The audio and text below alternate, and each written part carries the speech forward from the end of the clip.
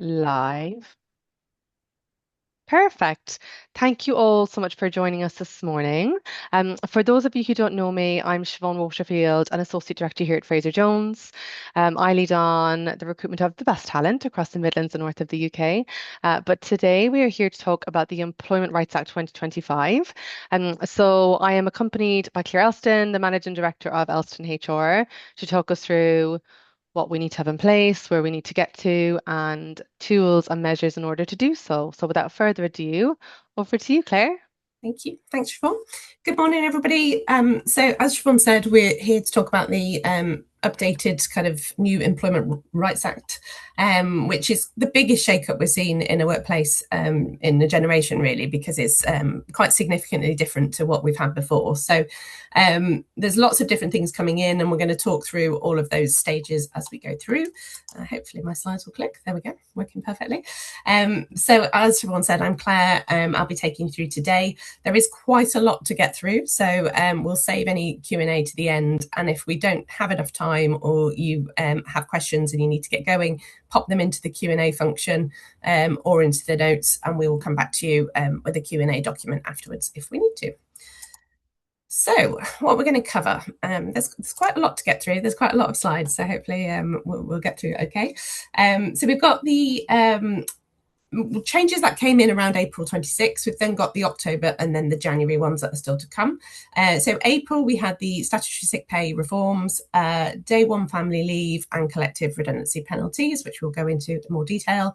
October was around the harassment protections, trade union reforms, and then tribunal time limits. And then still to come up to next year is then January, the unfair dismissal, the overhaul of the compensation cap removal, and fire and rehire ban. So there's quite a lot that we've never really had so much, I suppose, in one time before. So it seems like a little bit overwhelming for anyone that's in HR or management at the moment. Some of the key dates here at a glance for you. So the 6th of April was the SSP day one. They've got the day one of paternity and parental leave, the double collective redundancy penalties, sexual harassment whistleblowing, and the Fair Work Agency. So again, we'll delve into those in a moment. October, so that's still a few months to come, but the third party harassment liability, the all reasonable steps for sexual harassment, what the trade union access rights, tribunal time limit doubles to 6 months. Then we got in the start of January, the unfair dismissal. That period drops to 6 months, the compensation cap removed, fire and rehire. And then later they're saying in 2027, enhanced maternity protections, bereavement leave, guaranteed hours for casual workers, and flexible working changes. So quite a fair amount to get through. So we're going to start with the kind of what happened in April. So hopefully we can go through that and it'll all start to make sense for you. So it was really two significant changes with statutory sick pay that were coming in. So one of those was the day one right for SSP. So previously it was a 3-day cap really, and then you got paid SSP on your 4th day. Now it's day one. So the first day that somebody goes off sick, they get statutory sick pay. And the other part that's, I suppose, quite significant is the lower earning eligibility. So now you used to have a previous earnings of £125 a week. Now it's removed. So both 0 hours and part-time workers now qualify for SSP, which I think has probably been a bit questionable in some organisations around, well, if you have somebody on a 0 hours contract, why are you paying them SSP?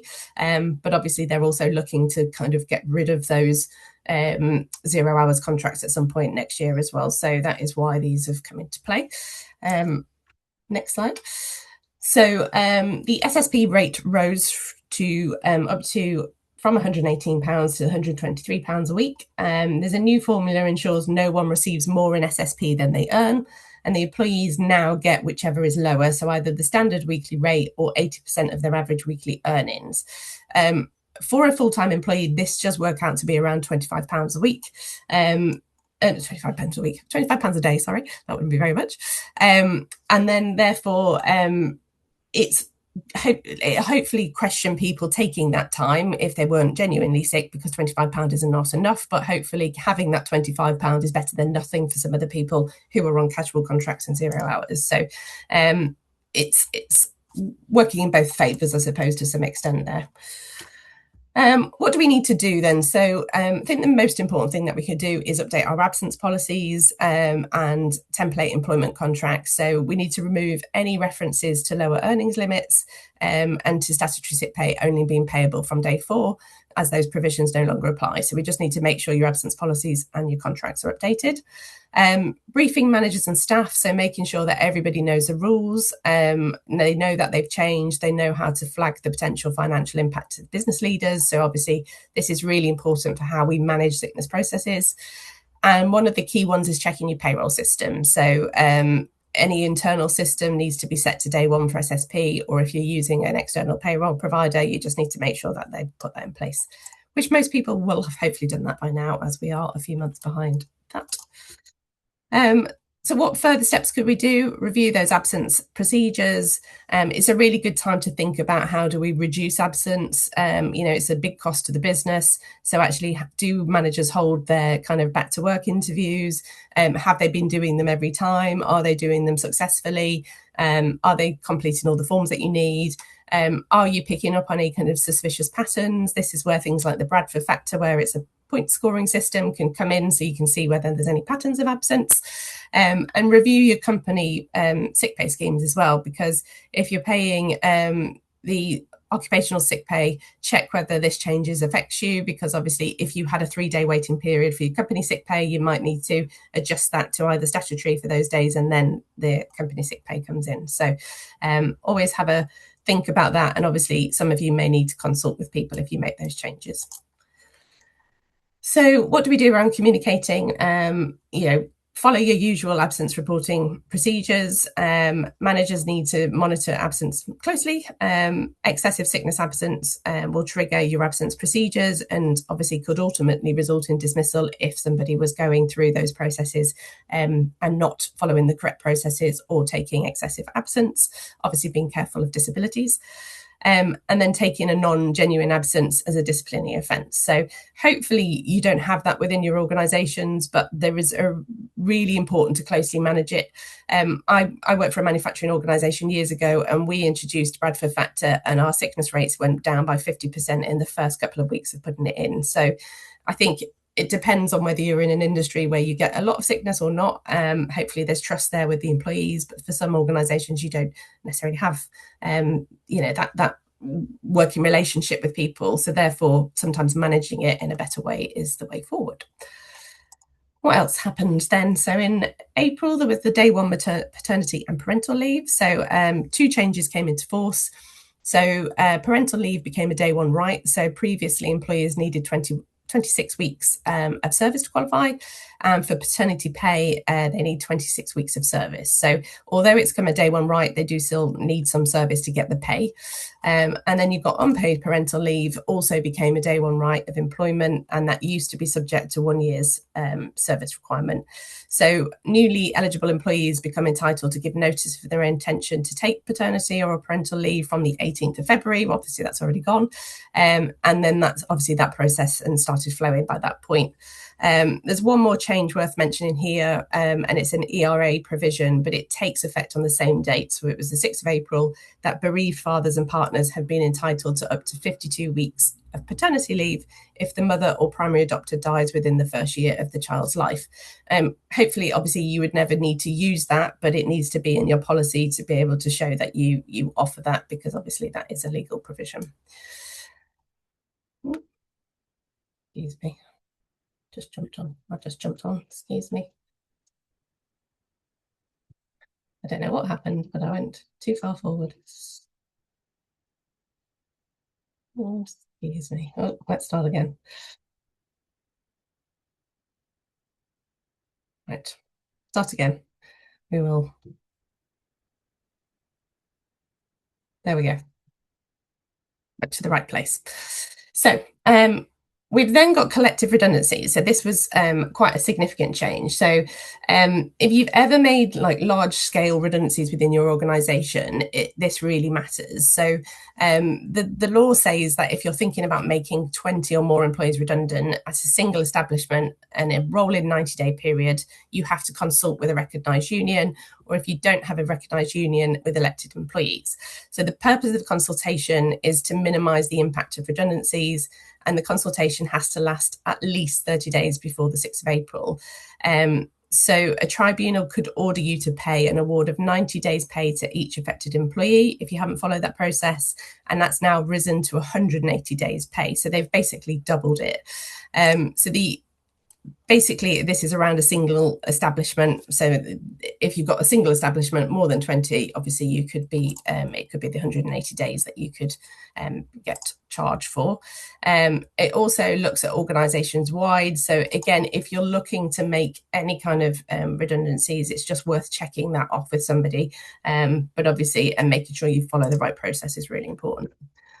The stakes are higher than ever. So if you're proposing to make 20 or more people redundant within a 90-day period, follow the collective consultation rules scrupulously. A mistake that much is going to cost you, quite a significant amount of money, and obviously 180 days of pay now. So from 90 to 180, so quite significantly different. This one's probably been the most widely talked about, I want to say. I've been certainly delivering a lot of training around sexual harassment. There's been lots of legislations. We actually started in October 2024, the new sexual harassment legislation, but then in April, this whistleblowing part came into it. So basically, workers now can disclose sexual harassment, are now entitled to whistleblowing protection. So they qualify, they must reasonably believe the disclosure is in the public interest. So what's really important here is refreshing managers training. Cannot stress this enough. Employees will need training on sexual harassment, but also managers need this to understand where it might be a whistleblowing complaint and when they need to take things seriously. Obviously, if it's sexual harassment, they should take it seriously anyway. But if there's any hint, they should think about, is it whistleblowing? Do we need to think about this differently? Do we need to investigate this more thoroughly, et cetera, et cetera? So just really making managers kind of clued up on that. And ensuring your whistleblowing policies include sexual harassment is one of the updates that has to be made. So that's one to remember. We've then got the Fair Work Agency. So I was actually reading a very big article on this yesterday, and since I put the slides together, things actually have changed. So they're a new enforcement body. So they started in April, and they've gone under many people's radar. And they probably will do, hopefully, but they are there to be an enforcement body for employment rights. So it's a kind of a reorganisation of administration, really. So various existing functions, for example, the enforcement of national minimum wage has moved from HMRC to the agency. So I think it's to give HMRC a bit more breathing space in certain areas, and obviously then give the Fair Work Agency time to go in and investigate. It has new powers. So the probably most important is it has the ability to fine employers who underpay holiday or SSP. The regime mirrors minimum wage enforcement. So the agency can require you to pay any amount you owe the individual within 28 days. So they can come in, they can actually write to you. So I've seen a few where they've written to organisations recently and said, we want to check that you're paying everyone properly, so you have to provide records to them. And they can impose a penalty of up to 200% of the sum owed, capped at 20,000 per worker, and it will be reduced to 100% if you pay within 14 days. So their, I suppose, take on this is that they want to rectify any pay issues. Hopefully none of you have any of those, but there are some tricky situations when it comes to pay. So what do you need to think about? So they have new enforcement powers, so they can do underpayment orders. So the agency can require you to pay the amount you owe within those 28 days. They can impose that penalty of the 200%, capped at that 20,000, but obviously reduced to 100% if you pay within 14 days. And then the agency has the power to inspect your holiday and pay records at any time. So they can write to you, they can come in, and they will ask to see that information. One of the other things that's come through is the duty to keep records. So you have to show that you've complied with holiday entitlement and pay rules. So records must be kept for 6 years. So any holiday entitlement has to be kept for 6 years. So if you have salaried people and you pay them their salary and their holidays are included, etc., you need to make sure that you've got a record of when they took those holidays. Same with well, any worker really, I suppose. If you have workers who are on 0 hours contracts, if you do rolled up pay, you have to show that on the pay slip that the rolled up pay is separate. That's obviously always, not always been in, but it's the last few years has been there. But it's just making sure you can show that you have allowed that person to obviously take their holiday. The Fair Work Agency can inspect those records, and failing to keep the adequate records is going to be a criminal offence. So this is really, really important to start thinking about things like HR systems, getting all your holiday records in order. So what do you need to do? You need to know how much statutory holiday each person has taken. You need to make sure they've got the correct calculation for that holiday pay and that you actually paid them what you owed. Obviously, holiday pay is also based on overtime and sometimes bonuses and different things. So it's making sure that when they get their holiday day, they get in the right amount for that holiday day. If you've got people on overtime, it should be on the average of the 52-week period. So no one should be at detriment for taking a holiday. They should make sure you get the right amount paid. So really important you keep those, all of those kind of record keeping, HR systems, whatever you've got, up to date. Where holiday pay mistakes arise, so leave sometimes needing to be carry over, changes like someone moving on to sick leave during a booked holiday or their manager withdrawing approval, taking on a new hire part way through a year, so actually the payment of lieu in unused holiday on termination, those types of things can cause a few issues. Some employees that work part-time, irregular hours or part of the year, obviously part-time workers still get a part-time equivalent of bank holidays and things like that as well, so it's making sure you calculate it properly. And employees regular receiving overtime or commission payments or bonuses or allowance that need to be factored into that holiday pay, so that's normally where it can trip you up. A central digital HR system is ideal for this because it makes your record keeping easy, and obviously if the Fair Work Agency comes calling, you can pull the reports and it's all simple. But obviously whatever system you're using, just make sure your managers are aware, so if you do get an agency member coming in, you can show them exactly where those records are kept. So some of the practical recommendations for us are having some kind of digital HR system, training your managers so they understand holidays and the process, and checking your contractor status. So knowing whether somebody is genuinely self-employed.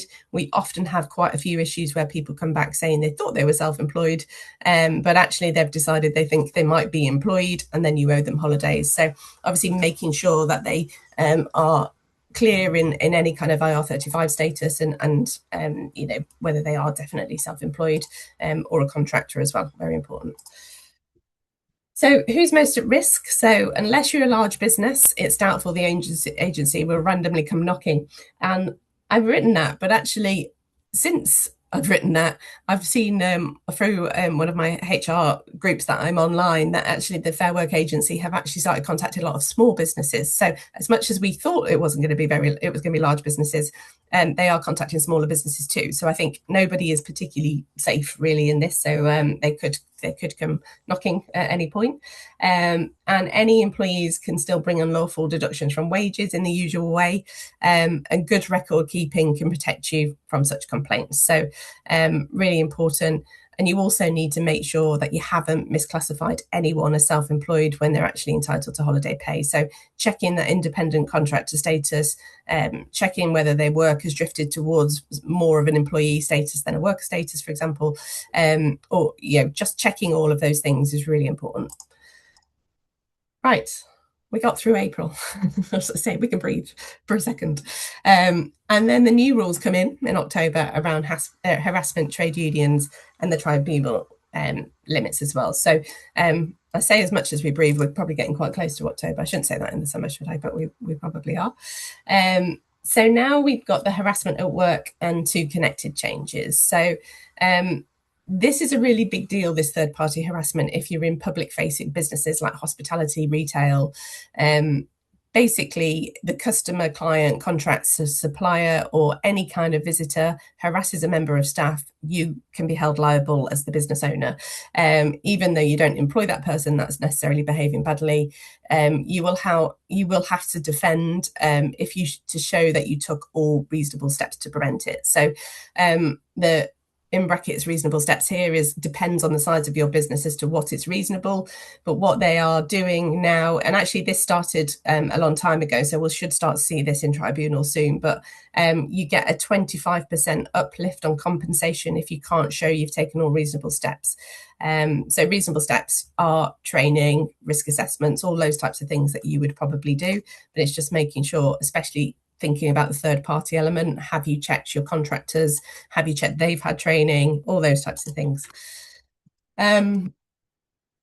It's the reasonable steps thing is really difficult, because whether you're a 2-person business or a 2,000 business, obviously, if you've got 2,000 employees, you're probably going to be expected to do a lot more. If you've only got 2, you're probably expected to do a little less. However, I've said to every client, whether you've got 1, 2, 3 employees, everybody has training. You risk assess your areas and you make sure you've done everything you can. Tribunals are basically saying, was there anything you could have done and didn't? And if so, then you fail that 25% uplift. So if you feel there's something you could have done and you didn't, then you basically haven't passed that. And 25% on what is already uncapped could be quite expensive. So it's really important. So some of the kind of recommended action points that say, assess the risks to staff and put safety measures in place. So it could be alarms, it could be code words for employees. I have a client who, when they're out and about, they have a code word. They ask for somebody in the office who doesn't work there. So they have a name that nobody works there is that name. And if they ask for that name, it means the person's in trouble and they have a process to kick in. So whatever it could be, have that process in place. Think about employees who visit clients alone. Try and avoid lone working in high risk situations. CCTV in public areas. Body cams if necessary, depending on what the rules are. I used to work for Premier Inn. We used to have those buttons under the desk that you could press if you were in trouble. So whatever it is, it's having something in place.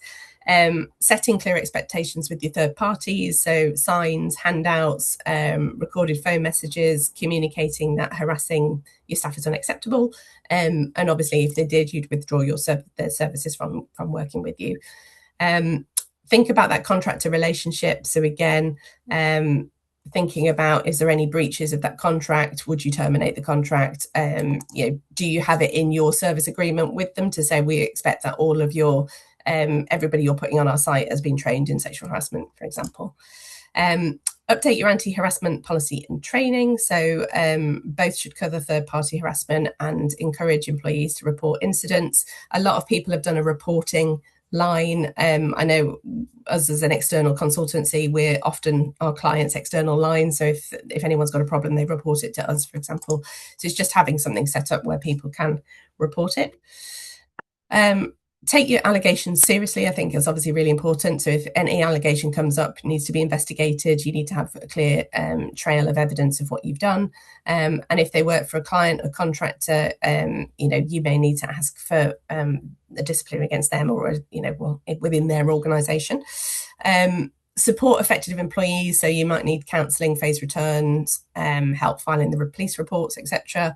And avoid penalising the victim. So reassigning them somewhere doesn't necessarily stop the harassment. I think we tend to do things like that.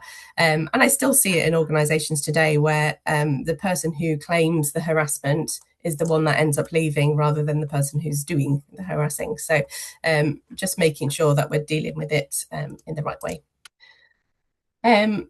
So we've talked about the duty to take all reasonable steps to prevent it. In October 24, so that's where I said it happened, almost 2 years ago, the government introduced the sexual harassment preventative duty, and that if we don't take those reasonable steps, that's the 25% uplift.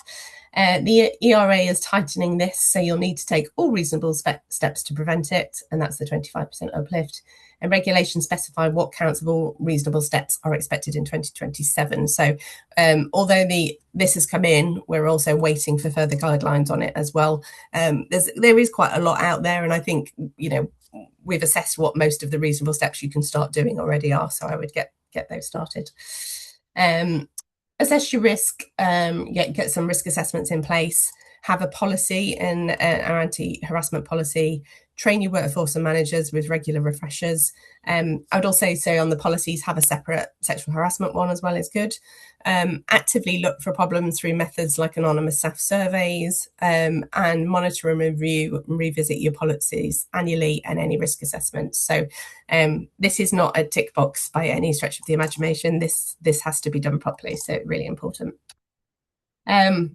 This one's a really interesting one, and I've had a lot of mixed response on the trade union reform. I've known people to say they're going to close their business if this happens, but basically everyone has the right to join now. So, I mean, people have always had the right to join, but you have to actually advertise somewhere that they have the right to join. So this will include something in your employee handbook or your onboarding process or a line in your contract, but you have to say you have the right to join a trade union. Trade unions will also gain the right to access your workplace. So for activities like recruiting and representing members, they are likely to be able to walk in. I mean, I think there'll be certain organisations that they will obviously pick over others, but they can just come into an organisation and start to kind of recruit people into the trade union. It's just been aware these obviously changes are in the pipeline, and you know, it's just one to really think about. It's going to be easier for a union to get a group consensus, I suppose, within an organisation. So this is going to be an interesting one to see how it plays out, I suppose, to be honest. I mean, trade unions are pretty busy, so I can't see them having lots of time to go around organisations recruiting people, but they may focus on some of those bigger kind of manufacturing plants and places like that. So we will see what happens in that space. And then anyone that's on the webinar today from the hospitality sector, it's been aware that the tipping laws are strengthening. So from October, there's not huge amounts out there at the moment, but what they have said is it's likely that if you change any of your tipping policies or trunk policies, you need to consult with the workforce, and you need to keep written records of any consultation processes. So that's one that we'll watch for more information when it comes in October. Another interesting one is they've said it's an October change, but they've then said it's going to be no earlier than October, so it could be slip a little bit further back. But they're going to double the time limit for bringing an employment tribunal claim. So from 3 months at the moment, so once something's happened or the person has left the business, they have 3 months to make the claim. They're going to extend that out to 6 months, so they will have up to 6 months to make a claim. So it's feels a bit bizarre because I don't know if you're aware, but I got some stats through the other day that tribunals have gone up by 55% in the last year. I was chatting to Shiobhan before around we're getting a huge rise in ChatGPT kind of grievances and things coming in. So tribunals are really, really struggling at the moment because they're at almost full capacity. They're at least 2 years behind on most tribunal cases. And then we're also going to lengthen that time. So it'll be really interesting to see how the tribunals are going to cope, or whether they're going to put something in place to support that. So what do we do?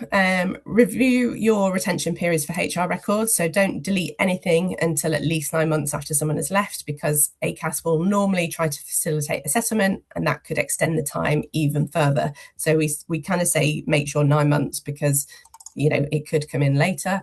Use your extra time wisely. So employees will have longer before they have to issue a claim, which gives you more opportunity to resolve the dispute.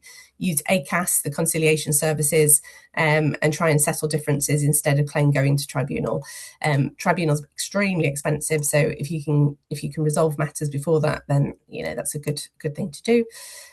Flip side is that you may not know for 9 months or more whether a dispute will result in a claim, and key witnesses could have left the business. So getting statements from people when things happen is really important. So if there are incidents within the business, I mean, the biggest thing, the most important thing you can do is document, I would say, because obviously we may not be able to recall that. I can't imagine, trying to recall something that happened even last week versus 2 years. So that's, going to be a challenge for people. So we're then getting up to the kind of January area. So we've covered off October. The next date we need to prepare for is January. So which we realise sounds a long way away, but it's when the three biggest changes are going to really come into play. It's probably the ones we've heard the most about, I would say, in the news. So we've got the unfair dismissal. So the qualifying period drops from 2 years to 6 months to claim unfair dismissal. So whether you used to aware of this or not, but I suppose we always used to feel like we had a bit of a 2-year safety net. So if somebody passed their probation but started to underperform, you had up to 2 years to really decide whether that person was working or not.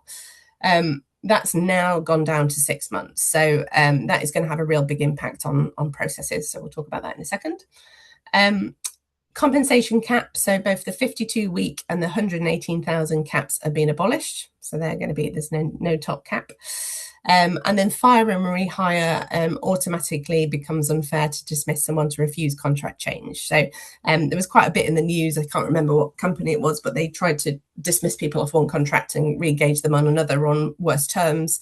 And obviously it hit the headlines. So done for the right reasons. But I suppose if you want to make those kind of smaller contractual change, you can only do it with agreement from the people. And they've abandoned the earlier proposal for day one unfair dismissal rights. So you'll probably remember it hit all the news to say, oh, it's going to be a day one unfair dismissal right, which would have been a nightmare. I mean, the 6 months is going to cover the probation only, isn't it? But the day one, at least it's not day one, I suppose, is the most important part, I think, for most organisations. So, I suppose what's happening. So the first change is that qualifying period for unfair dismissal drops from 2 years to 6 months. The government abandoned that day one right, so that's great news. Every employee with at least 6 months service from the 1st of January gains unfair dismissal protection on that date. So this means you have 6 months to assess the performance of anyone you hire last week from the 1st of July. So anyone we hired from the 1st of July, we've only got the 6 months. Obviously, if someone was hired earlier in the year, you've got up until the start of probably December this year, really, to look at that. So we're already in this scenario. So what does it look like? So 1st of April, you hired an employee on a 6-month probation. 30th September, the probation was due to end, but the manager isn't sure, so they extend the person by 3 months. The end of December, manager decides to dismiss, but business closes over Christmas. 1st of January, employee has 9 months service, unfair dismissal protection applies. So to dismiss for poor performance after that point, you'll need to follow your full-blown formal procedure. So in the past, you could have got away with having a few conversations, giving the person some performance improvement areas, and then you could have a meeting and they would be dismissed.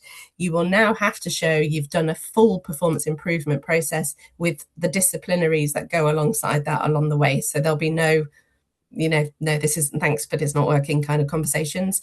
So you're going to have to be really, really tight in that probationary period is what's going to be really important. 5 steps to take now. So if you're currently on a 6-month probation in your contracts, it may be better to put it to 3.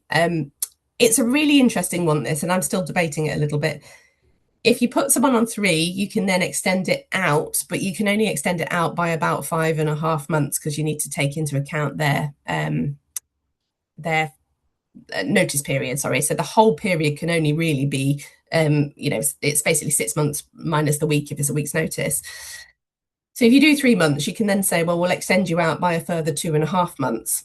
If you extend someone's probation, I think it really disengages people. So it may be better to do the 5.5 months, but have a review halfway through to say, if at the review point it's not working out, obviously that person could be dismissed, but it maybe just gives you that protection. I just feel like if we put everyone on 3 and then keep extending everyone, we're probably going to disengage the majority of our new starters. Improve that new hire process. So, working with people like Frazer Jones would be to really look at getting the best talent you possibly can and getting it right first time. And I suppose setting those targets, communicating expectations, providing feedback, training, all those things are really important. And the harsh reality is if you have any underperformance at the moment, you need to act now because we're in that period of time, really, aren't we? So I think if it's not up to scratch, you need to start thinking about that now rather than waiting longer. Does sounds very scary, doesn't it? Unfair dismissal further steps then. So strengthen that recruitment, better interviews, better tests, better vetting, and trying to reduce that risk of hiring unsuitable candidates, and getting your HR documents up to date. So really look at those probation reviews. Are they up for are they working for you? Do you need better standard and quality? Revise your contracts, your offer letters, and your guidance to reflect all of those things. So really important you do those. One of the other things need to think about is the removal of the compensation cap. So another major change that's the 1st of January again is the current compensation cap is limited to 52 weeks gross pay, or around 118,000, and whichever is lower. The government is abolishing both of these caps. So what does this mean in reality? So in reality, most awards are well below those thresholds. The median unfair dismissal award is around about 6,750. And that's because compensation reflects the person's actual financial loss. And obviously, most employees find another job quickly, aren't necessarily high earners in that. So most cases, removing the cap isn't going to make a difference. That obviously could change in the future if people find it harder to find work, etc. But then we've got the high earners. So this changes quite significantly. So people who maybe wouldn't have bothered claiming due to the cap may start doing so. And there could be some eye-watering awards out there. So if you're negotiating an exit package with a senior employee, they're likely to push you for more once the cap is gone. So even lower employees may overestimate what a tribunal would award them as well. There's a possible upside that employees with too little service to claim unfair dismissal or with earnings above the cap sometimes currently bring discrimination or whistleblowing claims instead. So we might see simpler unfair dismissal cases replacing some of the more complex ones. Who knows, to be quite honest. But it's hopefully it will not have huge amounts of effect. But obviously some of those big cases, when it's uncapped, it could be quite scary amounts. That settlement pressure, I think, is going to be the big thing. And as I said, we might see slightly less complex cases. What do we do now? So what's our action point? How do we prepare? So if we've got senior staff whose performance is lackluster, it's now time to remove them from the business. Sounds very harsh, but it's time to think about that. Come January, you'll have to follow your full performance management processes. And obviously the amounts could go up at tribunal. So it's just thinking about that. A fire and rehire, I personally don't know. Lots of business haven't necessarily used this a great deal. So whether it's going to be a big shock, I suppose, depends whether you've used it much in the past. It is another big reform. So it's banning the fire and rehire. So it will be automatically unfair to dismiss an employee for refusing to accept changes to core contractual terms. So you won't be able to force through any changes using fire and rehire. So as I said, people used to fire them off one contract and rehire them on another. It was always risky anyway, but now obviously it's automatically unfair. So you can't engage somebody on worse terms. But obviously, if you're negotiating a contract with somebody and they agree to move on to different terms, that's completely different. But obviously, you would need to be able to show that through a process. The ban applies to contractual changes covering the pay, the hours, the pension entitlements, the shift times and lengths, and the time off. There is a narrow exception permitting such changing if your business is teetering on the brink of insolvency. So obviously, if you really needed to make changes for the good of the business, then it would get through. For more minor contractual changes like moves to new premises, dismissal won't automatically be unfair, but instead a tribunal will weigh whether the change was reasonable, and looking at your reasons and how much you consulted with them and what you offered in return. So normally with any kind of contractual change, you offer something else. So some people offer private healthcare or something. So if they change from this shift pattern to this shift pattern, we're going to introduce to something else, or extra holidays or whatever it may be. So there's often ways around it, but obviously what you've got to get is full agreement through a consultation process. It's looming, I suppose, this one. It's sensible to consult staff this year on any contract changes that you're considering. It's still obviously going to be a tricky process, but it may just be good to get that one in, sooner rather than later if you're thinking about those things. So that's most of the things so far. What's happening later in 2027? There's a lot still going on. We haven't got all the detail yet, but we'll go through what's kind of coming on the horizon. So we've got enhanced dismissal protections for pregnant women and new mothers. They're talking about the time once they've had their baby, how many months potentially for a claim. So it's likely to be extended. A day one right to bereavement leave, including for all employees who experience pregnancy loss. Changes the threshold for collective redundancy consultation for multi-site employers. And then we've got the kind of a requirement to give written reasons when refusing a flexible working request. As you're probably aware, the flexible working request now is a very difficult process anyway, but obviously it's going to get tighter as well. One of the things is the casual and shift workers major changes. So this is around those casual 0 hours workers that you have. So this is notoriously in the hospitality industry, for example. So you'll have to offer guaranteed hours to 0 or low hours workers. So what I've read in the legislation so far is that it's likelihood from the start of next year or some point next year, you will write to your 0 hours workers and ask them whether they would like to stay on the 0 hours because it suits some people, or whether they want an amount of guaranteed hours. And then you will have to look back at what they've done over the period of however long they've worked for you, and then look at what you need to guarantee them. Obviously, if you guarantee them hours, you've got to pay them those hours. So it's going to be challenging for the organisation, really challenging for a hospitality sector. I do question whether they'll change that with how much hospitality is struggling at the moment. So I'm kind of hoping that may have a change.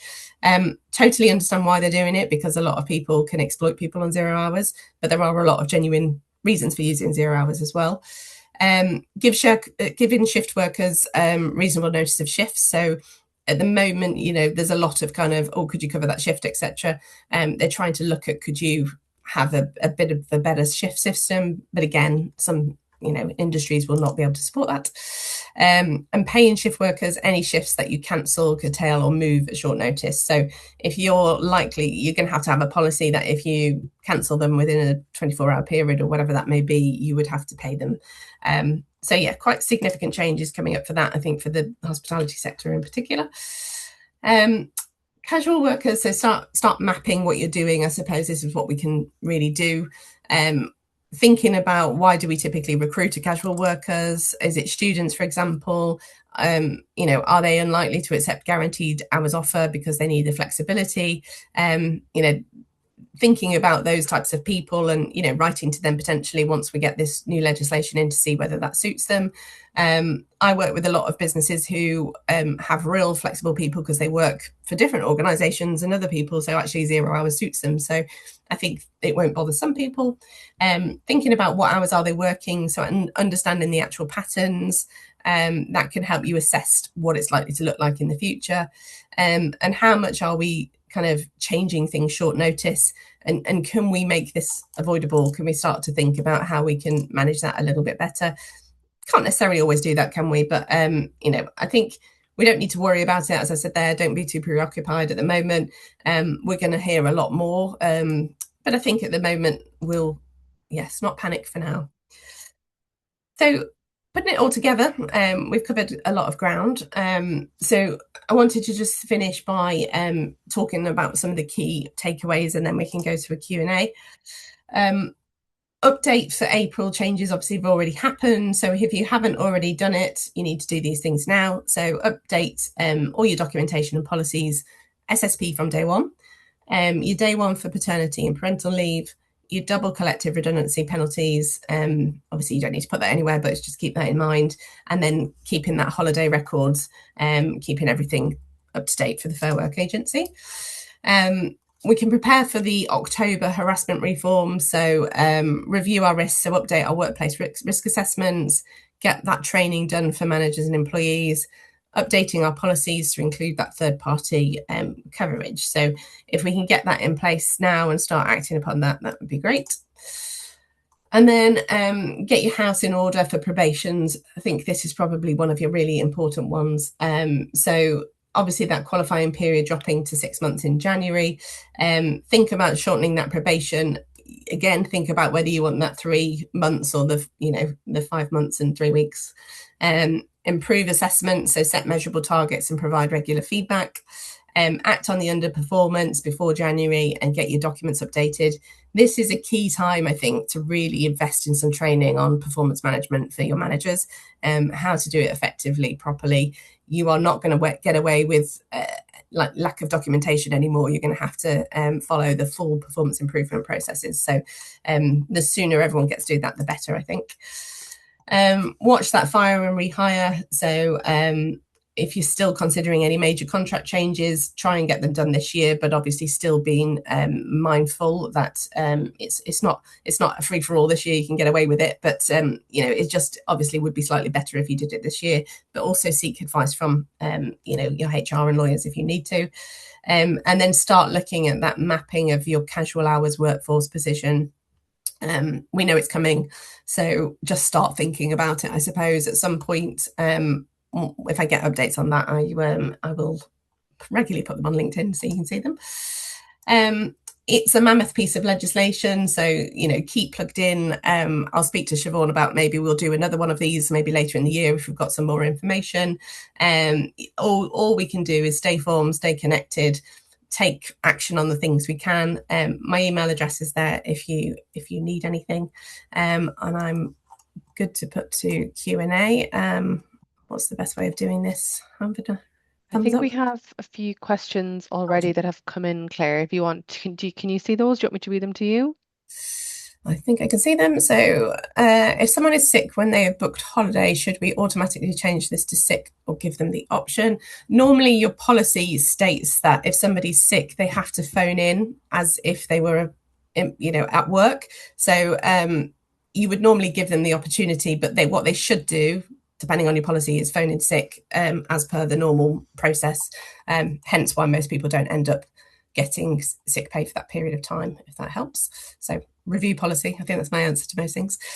Compensation cap. If you're dismissed before January but go to, say, tribunal in 18 months, does it apply? I believe it does. I think anything that will go into tribunal from January, that the cap will have been lifted at that point.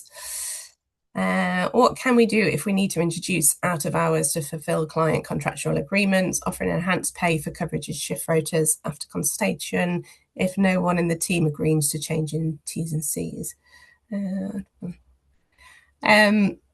Again, if you can, start this year would be my biggest tip. For most of these things, I would always say offer them something for that. So if you've got an out of hours service, for example, obviously you've got enhanced pay, but could you offer something else, increased holidays, something like that, to get them to agree to that? Or the other option is going to be that you're potentially going to have to recruit people to do those extra shifts.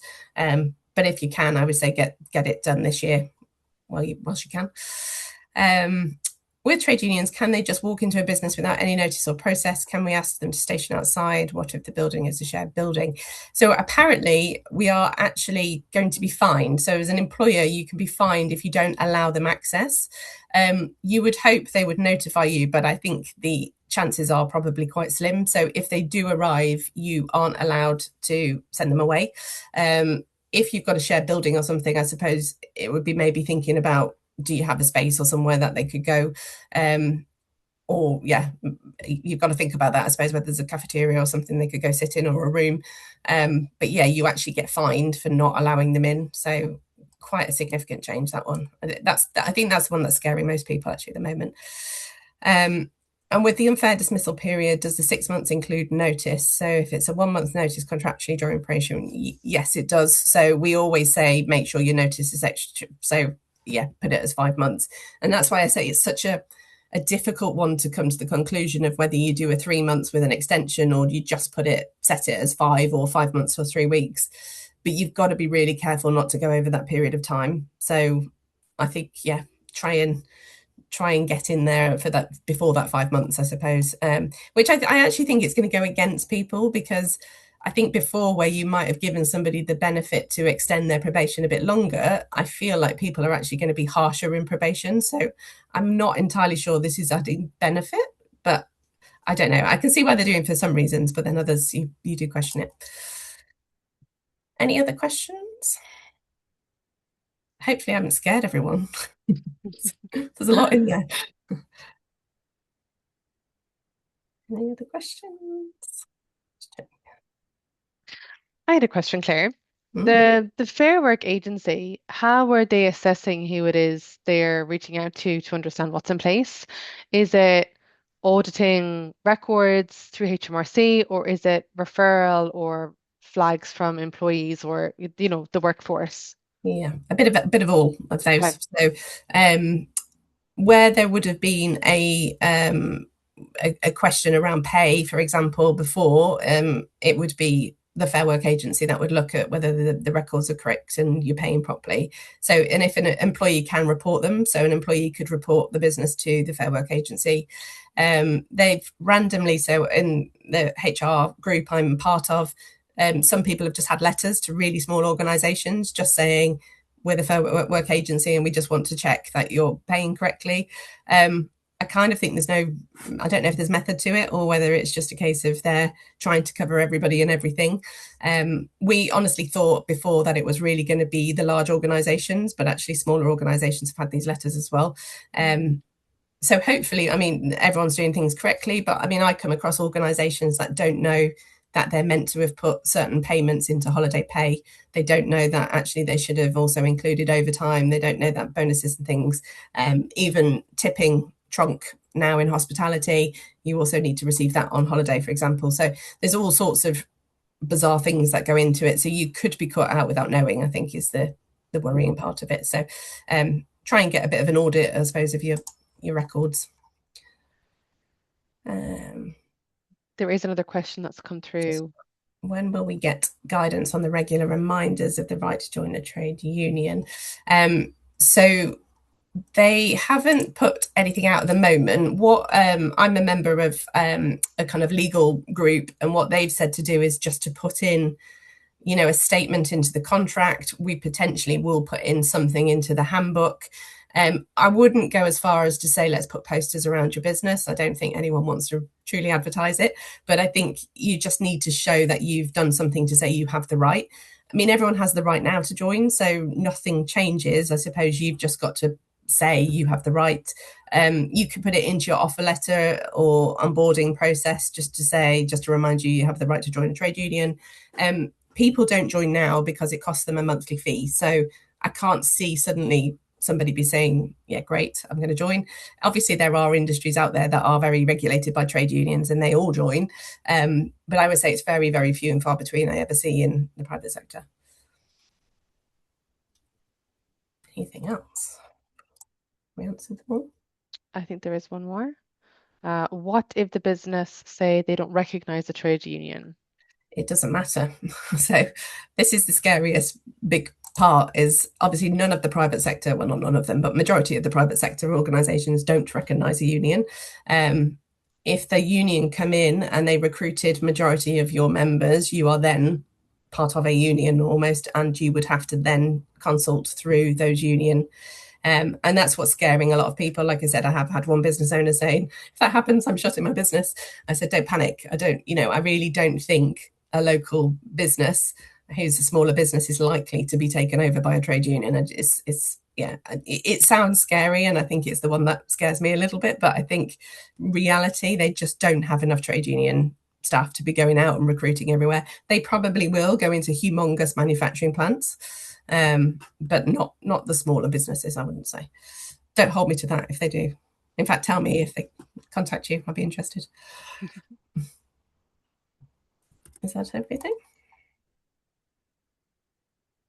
If anyone has any other questions, feel free to drop me an email, or go to Shiobhan and we can collate a list of any. There's lots of things changing. Even the things I've talked about today may have changed by the time they come into play. Like I say, I'm hoping some of them may change, so we'll keep our fingers crossed. Lovely. Well, if there are no other questions, thank you all so much for joining us today. We will facilitate another webinar later on this year, if not at the beginning of next, just to sense check what has changed.